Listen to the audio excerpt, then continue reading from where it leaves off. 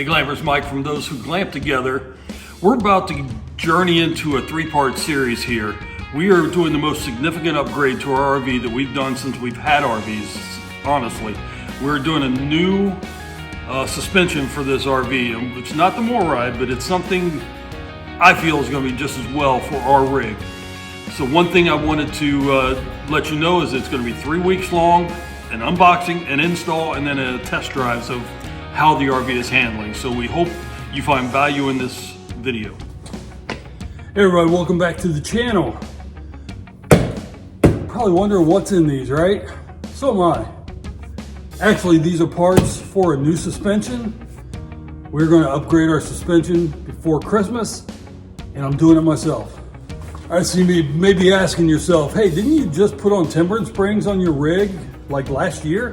Yes, I did, and they've been fantastic. We've loved the timber springs, but as you guys know, the roads aren't getting any better, and I do want to protect my rig as long as possible. So we ran into this company at the Hershey RV show, RoadMaster, talked to them about us doing a project on our rig, and they sent us this RoadMaster suspension. It is the Comfort suspension, Comfort Ride.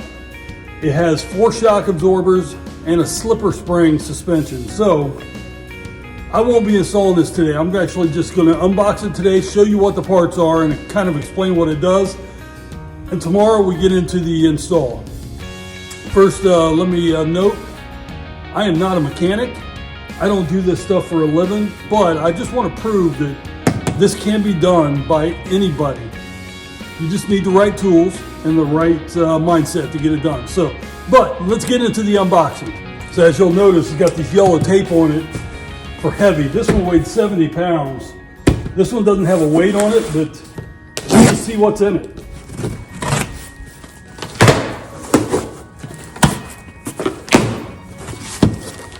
All right, so we have instructions. These are shocks. There's 4 of these, 4 shocks wrapped up. I'm not unwrapping them, I'm just going to show you what's in here. And then in this box, oh, that's the heavy part. I believe this is the slipper box, the slipper spring box.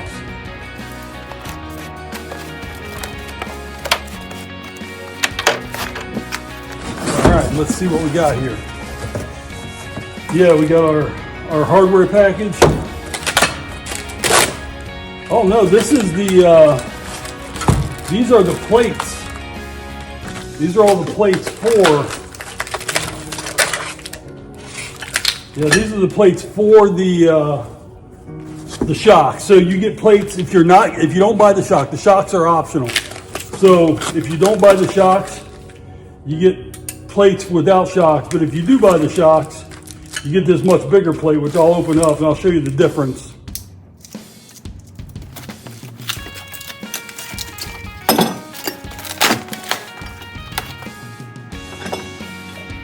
So you can see the difference here in the plates. This plate has this extra arm where the shock gets bolted.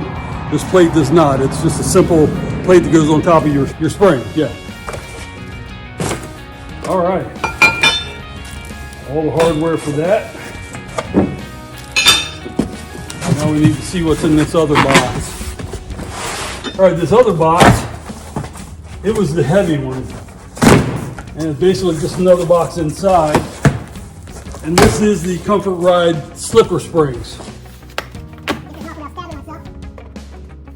Those little guys are dangerous.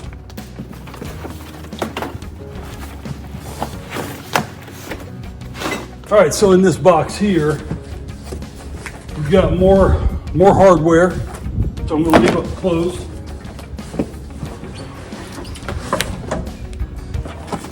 Got 2 sets of springs here.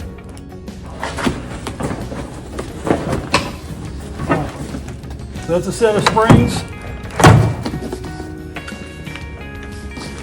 Instructions.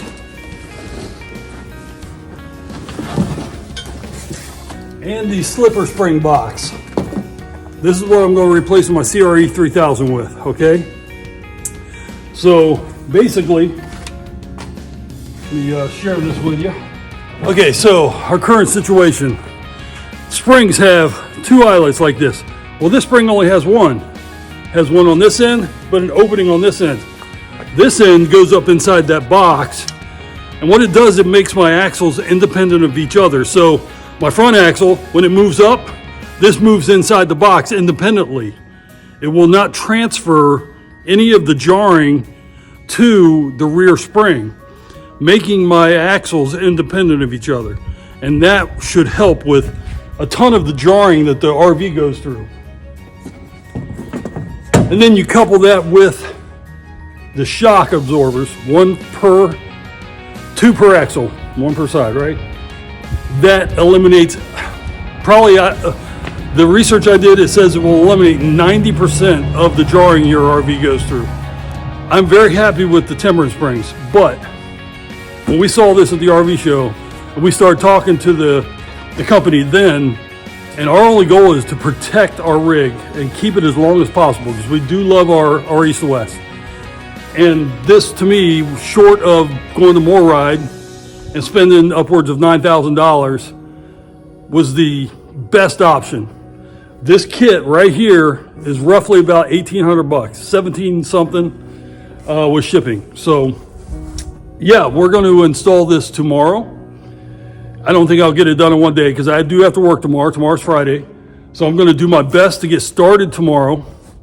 And then hopefully Saturday, I don't have a full day to work on it because we have things going on Saturday afternoon.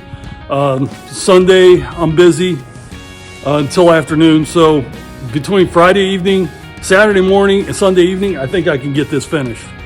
So we're going to bring you along and just to prove to you that anybody can install this.